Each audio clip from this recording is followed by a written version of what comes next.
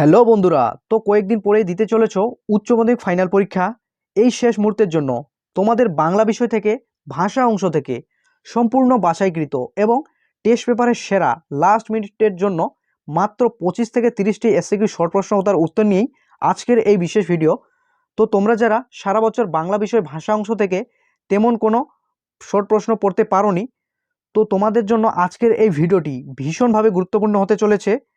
তোমাদের কাছে একটাই রিকোয়েস্ট, আজকের ভিডিওটি বলা প্রত্যেকটি প্রশ্নই তোমাকে মনোযোগ দিয়ে দেখতে হবে এবং সাথে সাথে মুখস্থ করে ফেলতে হবে, কারণ এই প্রশ্নগুলি কিন্তু এবছরের জন্য মোস্ট ইম্পর্টেন্ট এবং পরীক্ষার আসার চান্সটা প্রায় অনেকটাই বেশি।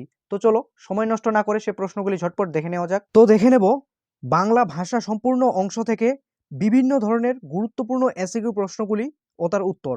প্রথম প্রশ্নটি দেখে নেব, ক্রেনবেরি রূপমূল কি? উত্তর হবে, এটি এমন এক ধরনের পরাধীন রূপমূল যার কোনো অভিধানিক অর্থ নেই, কোনো ব্যাকরণসম্মত অর্থ থাকে না, অথচ এটি শব্দকে অন্য শব্দের থেকে পৃথক করতে পারে, যেমন সংলাপ, প্রলাপ ইত্যাদি। 2 নম্বর দাগের প্রশ্নটি, জোড় কলম শব্দ কাকে বলে? এখানে উত্তর হয়ে যাবে, জোড় কলম শব্দ বলতে এমন এক ধরনের শব্দকে বোঝায় যার মাধ্যমে একাধিক রূপমূলের সমবায় থাকে, যেমন ধোঁয়া প্লাস কুয়াশা ইজিক্যাল টু ধোঁয়াশা। 3 নম্বর দাগের প্রশ্নটি, সংক্ষিপ্ত পদ বা ক্লিপিংস কি? ভীষণ গুরুত্বপূর্ণ একটি প্রশ্ন। উত্তর হয়ে যাবে, ক্লিপিংস হলো এমন এক ধরনের প্রতিক্রিয়া যেখানে শব্দের আকার সংক্ষিপ্ত হয় কিন্তু শব্দের অর্থগত বা ব্যাকরণগত কোনো পরিবর্তন হয় না, যেমন টেলিফোন থেকে ফোন। এরপরে নেক্সট প্রশ্নটি দেখে নেব, সুর তরঙ্গ কি? উত্তর হবে, বাক্যের সুরের ওঠা পড়াকে সুর তরঙ্গ বলে, যেমন রাহুল কাল আমাদের বাড়িতে আসবে। বিবৃতিমূলক বাক্য, রাহুল কাল আমাদের বাড়িতে আসবে প্রশ্নবোধক বাক্য। ওপরের বাক্য দুটি দুই রকমের সুরতরঙ্গ ব্যবহার হয়েছে। এরপরে 5 নম্বর দাগের প্রশ্নটি দেখে নেব, ন্যূনতম শব্দজোড় কাকে বলে? উত্তর হবে, দুটি শব্দের মধ্যে যদি একটি মাত্র ধ্বনির ন্যূনতম উচ্চারণ পার্থক্য থাকে তবে তাকে ন্যূনতম শব্দজোড় বলে, যেমন তালা থালা।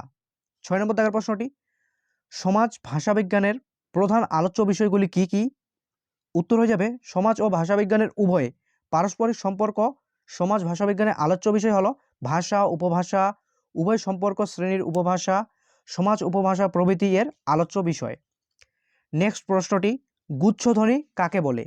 উত্তর হবে, পাশাপাশি উচ্চারিত দুটি ব্যঞ্জন ধ্বনির সমাবেশে গুচ্ছধ্বনি বলে, সমাবেশকে গুচ্ছধ্বনি বলে।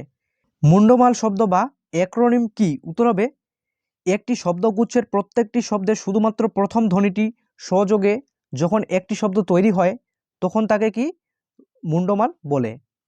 নেক্সট প্রশ্নটি, দুটি স্বাধীন রূপমূলের উদাহরণ দাও। দুটি স্বাধীন রূপমূলের উদাহরণ হলো মানুষ, দোকান, বাজার ইত্যাদি, এগুলি হচ্ছে স্বাধীন রূপমূল। এবং যদি পরীক্ষায় থাকে দুটি পরাধীন রূপমূলের উদাহরণ দাও, এটিও ভীষণ গুরুত্বপূর্ণ। উত্তর হবে, অস্বাভাবিক শব্দের অ এবং মানুষগুলোর শব্দের গুলো হলো পরাধীন রূপমূল। 11 নম্বর দাগের প্রশ্নটি, সহধ্বনি কাকে বলে?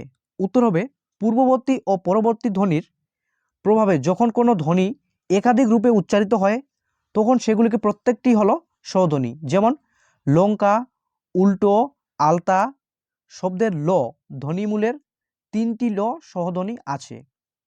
এরপরে 12 নম্বর দাগের প্রশ্নটি, বাংলা ভাষায় পদক্রম উল্লেখ করো। উত্তর হয়ে যাবে, কর্তা, কর্ম, ক্রিয়া। এরপরে 13 নম্বর দাগের প্রশ্নটি দেখে নেব, সঞ্জনীর ব্যাকরণ কাকে বলে?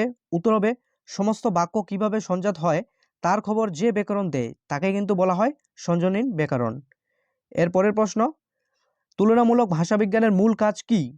উত্তর হয়ে যাবে, তুলনামূলক ভাষাবিজ্ঞানের সমগোত্রজ ভাষাগুলির মধ্যে তুলনা করে এবং তাদের উৎস ভাষা বা মূল ভাষাকে পুনর্নির্মাণ করে।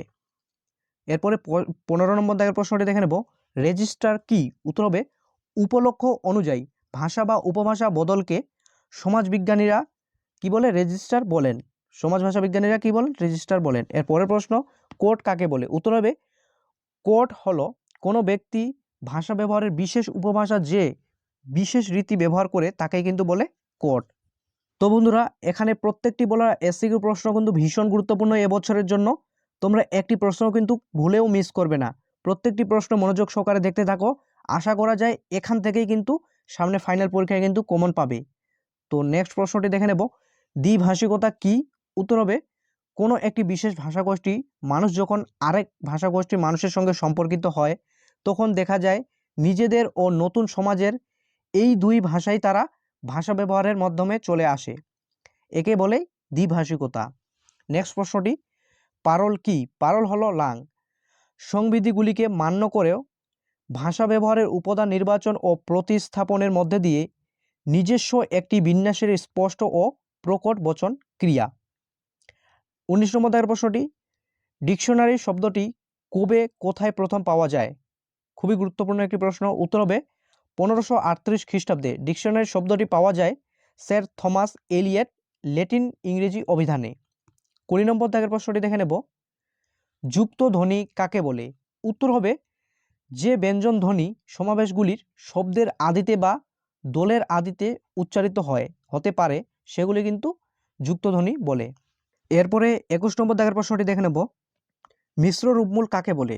উত্তর হয়ে যাবে, দুটি মুক্ত বা স্বাধীন রূপমূলের সমন্বয়ে যখন একটা পদ তৈরি হয় এবং সেই পদের অর্থ শব্দের উপস্থিত দুটি রূপের অর্থ থেকে আলাদাভাবে প্রকাশিত হয় তখন সেই রূপকে সমবায়কে মিশ্র রূপমূল বলে।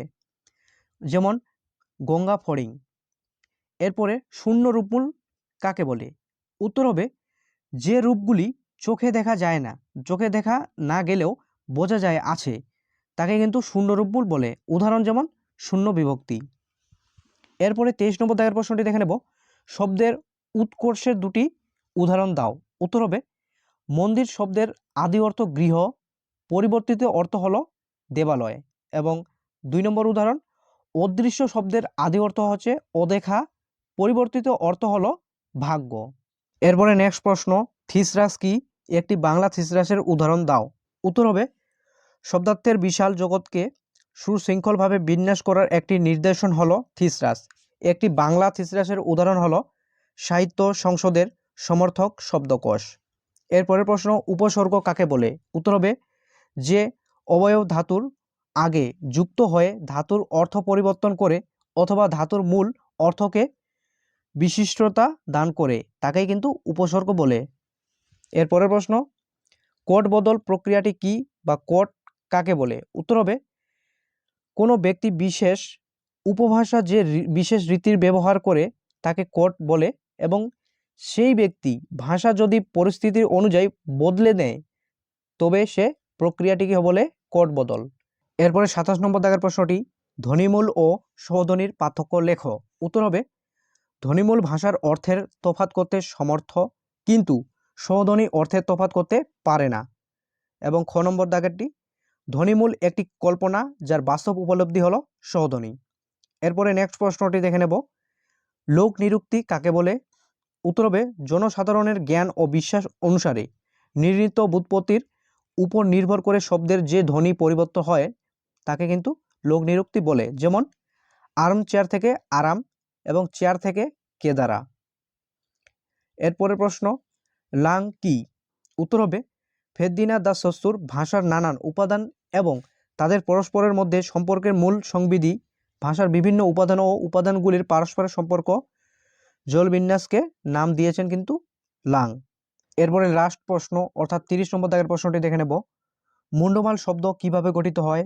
উত্তর হয়ে যাবে, একটি শব্দগুচ্ছের প্রতিটি শব্দে শুধুমাত্র প্রথম ধ্বনি সহযোগে মুন্ডমাল শব্দ গঠিত হয়। যেমন ভিআইপি। তো এই ছিল পুরো ভাষা অংশ থেকে মোস্ট ইম্পর্টেন্ট বেশ কিছু এসসিকিউ প্রশ্ন। তোমরা শেষ মুহূর্তের জন্য এই প্রশ্নগুলিকে কমপ্লিট করে গেলেই কিন্তু প্রায় অনেকটাই তোমরা নিশ্চিত থাকতে পারো, কারণ এবছরের জন্য এই প্রশ্নগুলি কিন্তু ভীষণভাবে গুরুত্বপূর্ণ এবং পরীক্ষার আসার চান্সটাও কিন্তু অনেকটাই বেশি। তো দেখা হচ্ছে নেক্সট কোনো ভিডিওয়, ততক্ষণ তোমরা মনোযোগ দিয়ে পড়াশোনা করতে থাকো। ধন্যবাদ।